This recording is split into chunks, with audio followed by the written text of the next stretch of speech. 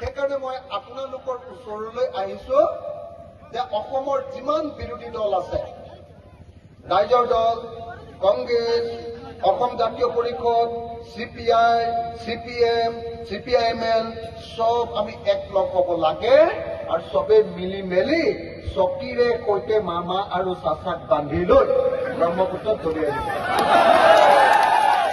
হয়নে নহয়? এওঁলোকে যদি কিবা পলিটিক্স কৰিবলৈ মন আছে বাংলাদেশত গৈ কৰক। ব্ৰহ্মপুত্ৰত দি দিলে বাংলাদেশ গুচি যাব নাই? তেওঁলোকে তাত পলিটিক্স কৰক, অসমত আৰু হিন্দু মুছলমানৰ কাজিয়া কৰাই থাকিব নালাগে। হয়নে নহয় কওক? আমনি লাগিছে নাই বা হিন্দু মুছলমান কৰি? আমনি লাগিছে নে নাই? আৰে কব লাগিছিলে যে বস্তুৰ দাম কমা, কয় বোলে মুছলমানে দেশখন খালে। হয়নে নহয়? আমি জানো যে মুছলমানেও দেশ পোৱা নাই, হিন্দুৱেও দেশ পোৱা নাই, খ্ৰীষ্টানেও দেশ পোৱা নাই। দেশ খাইছে হিমন্ত বিশ্ব শৰ্মা আৰু অজহৰুদ্দিন আজমলে। হয়নে নহয়? তেওঁলোকে দেশখন খাইছে। গতিকে এওঁলোকক যদি ব্ৰহ্মপুত্ৰত বিসৰ্জন নিদিও তেতিয়াহ'লে কোনো পধ্যে দেশৰ মানুহবিলাকে শান্তিত খাবলৈ নাপাওঁ। আপোনালোকে চবকে চাওক, মই এটা হিন্দু ল'ৰা, তেওঁলোকে কৈ থাকে যে ভাৰতখন হিন্দুৰ দেশ, আমি হিন্দুৰ দেশ বনাম। তেতিয়াহ'লে মোৰ কাৰণে পেট্ৰল আৰু ডিজেলটোৰ দামটো কমাই দিয়া মুছলমানতকে। হয়নে নহয়? আজিৰ দিনটোত আপোনালোকে পেট্ৰল কেইটকাত কিনে? কেইটকা? 100 টকা। ঠিক আছে, মুছলমান মানুহক 100 টকা দিয়ক, মোক 50 টকা দি দিয়ক। মই হিন্দু, হয়নে নহয়? তেতিয়া মই হিন্দু দলটো ভাল পাম। বস্তুৰ মূল্যটো চবৰ কাৰণে সমান, কিন্তু ইফালে তোমালোকে হিন্দু উদ্ধাৰ কৰা। হয়নে নহয়?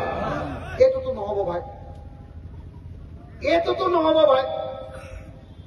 মই আপোনালোকৰ ইয়ালৈ আহি থাকোতে যেতিয়া আহি আছো, মই দেখিছো যে দবকাৰ চবৰ ঘৰৰ মানুহৰ ঘৰতে ঘৰে ঘৰে ঘৰে ঘৰে ঘৰে ঘৰে তামোল গছ।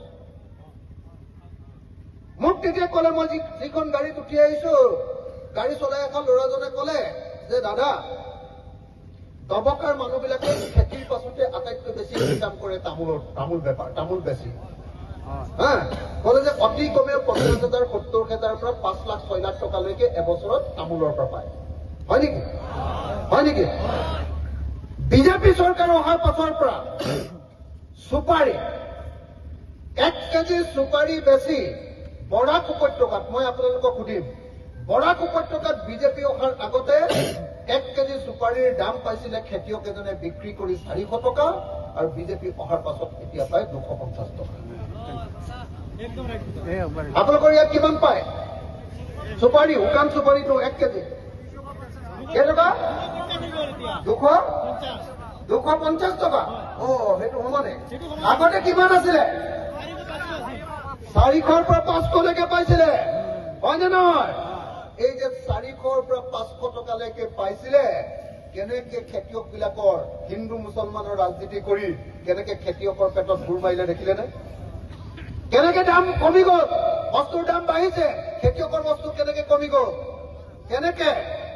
কাৰণ আজিৰ দিনটোত হিমন্ত বিশ্ব শৰ্মা চৰকাৰে 1 কেজি চুপাৰীৰ পৰা 55 টকাতকে চিণ্ডিকেটৰ 2 নম্বৰী ধন তোলে। বুজি পালে নে নাই? কি কলো? কি পালো? কি কলো? মানে কি কৰিলে? যে চুপাৰী বিক্ৰী কৰিব নোৱাৰিবা। চুপাৰী ম্যানমাৰৰ পৰা আনিলে সেইটো চুপাৰী বিক্ৰী কৰিব নোৱাৰে। হয়নে? কিন্তু আমাৰ ইয়াত উৎপাদন কৰা চুপাৰী কিয় বিক্ৰী কৰিব নোৱাৰে? এইটোতো আমাৰ চুপাৰী, আমি বিক্ৰী কৰিমেই, হয় নে নহয়? ম্যানমাৰৰ পৰা চুপাৰী অনাটো বিক্ৰী কৰা বন্ধ কৰিব পৰা নাই। আমাৰ লোকেল চুপাৰীটো বন্ধ কৰি কৈছে যে গাড়ী যদি পাৰ হ'ব লাগে ৰাস্তাত হিমন্ত বিশ্ব শৰ্মা চৰকাৰক এখন গাড়ীৰ পৰা 12 লাখ টকা দি যাব লাগে। তেতিয়া কি হৈ গ'ল? এতিয়া চুপাৰী আপোনালোকে বিক্ৰী কৰি আছিলে 400 টকা, চুপাৰী এতিয়া 250 টকাত বিক্ৰী কৰিব লাগে। 150 টকা আপোনালোকৰ মোমায়েকে সেইটো খাই পেলাই। এইটো হিন্দুৰ পৰাও খায়, মুছলমানৰ পৰাও খায়। কথাটো বুজিলে নে নাই? তাৰমানে মই কি কৈছিলো আহিয়ে, যে খেলটো হিন্দু মুছলমানৰ দেখুৱাই দিয়ে বাহিৰত, ভিতৰি লুটন। কথাটো বুজিছেনে?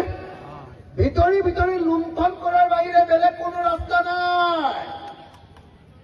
ভিতৰি লুণ্ঠন আৰু বাহিৰে হিন্দু মুছলমান। গৰু বিক্ৰী যে বন্ধ কৰিছে কেলে? মানুহে বাহিৰত ভাবি আছে যে অকল মুছলমানক ডিষ্টাৰ্ব কৰিবলৈ গৰু বিক্ৰী বন্ধ কৰিছে। আগতে এক যোৰা গৰু বিক্ৰী কৰি যদি 55,000 টকা পাইছিলে মাজুলীৰ মানুহে, ধেমাজিৰ মানুহে, লখিমপুৰৰ মানুহে, শদিয়াৰ মানুহে, ডিব্ৰুগড়ৰ মানুহে, একযোৰ গৰু, একশাল গৰু বিক্ৰী কৰি যদি 55,000 পাইছিলে, এতিয়া সেই শাল গৰুত 35,000 টকা পায়। কিন্তু গৰু মাংসৰ দাম কমিছে নেকি? কিমান বাঢ়িলে? আগতে 100 টকা আছিলে, মোমাই দিনত কেইটকা হ'ল? 400 টকা, 500 টকা। কিমান বাঢ়ি গ'ল? 400 টকা মোমাইৰ দিনত গৰু মাংসৰ দাম বাঢ়িলে। মোমায়ে গৰু মাংস নাখায়, কিন্তু গৰু মাংসৰ পৰা পইচা খায়। কথাটো বুজিছে নে নাই? বুজি পাইছে নে নাই? চব বেপাৰ। মুছলমানৰ বিৰুদ্ধে এটা কথা কলে মানে 100 কোটি আহিব। কিহৰ পৰা আহিলে? চুপাৰীৰ পৰা, গৰুৰ পৰা। হয়নে নহয়? গৰু ঠিকেই বাংলাদেশলৈ গৈ আছে। তাৰমানে হিমন্ত বিশ্ব শৰ্মাৰ কাৰণে মানে হিন্দু মুছলমানটো তেওঁ মানে মন্দিৰৰ তেওঁ ঘণ্টাটো। যেতিয়াই তেওঁ বিপদত পৰে, মানুহ যেনেকৈ মন্দিৰলৈ যায়, তেনেকৈ তেওঁ সেই ঘণ্টাটো বজাই দিয়ে।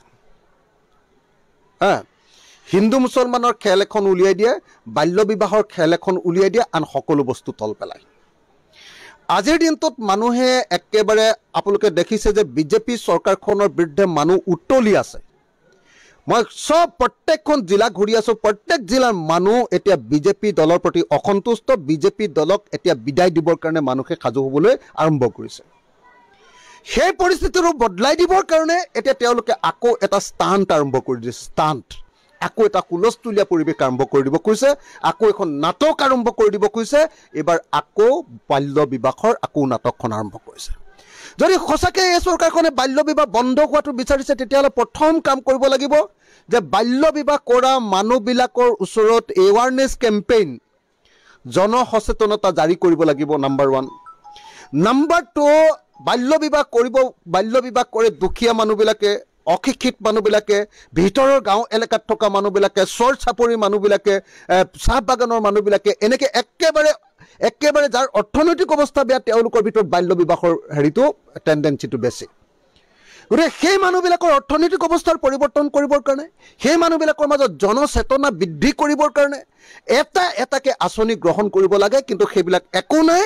যেতিয়াই তেওঁ বিপদত পৰে, তেওঁ চৰকাৰখনৰ বিৰুদ্ধে মানুহ গৰজি উঠে, তেওঁ চৰকাৰখনৰ বিৰুদ্ধে মানুহৰ এণ্টি ইনকামবেঞ্চি আহে, যেতিয়া চৰকাৰৰ সমালোচনা আৰম্ভ কৰি দিয়ে, মানুহে চাৰিওফালৰ পৰা মানে গালি পাৰিবলৈ আৰম্ভ কৰি দিয়ে, লগে লগে তেওঁ এনেকুৱা ধৰণৰ এটা বিতৰ্কিত কাম কৰি দিয়ে।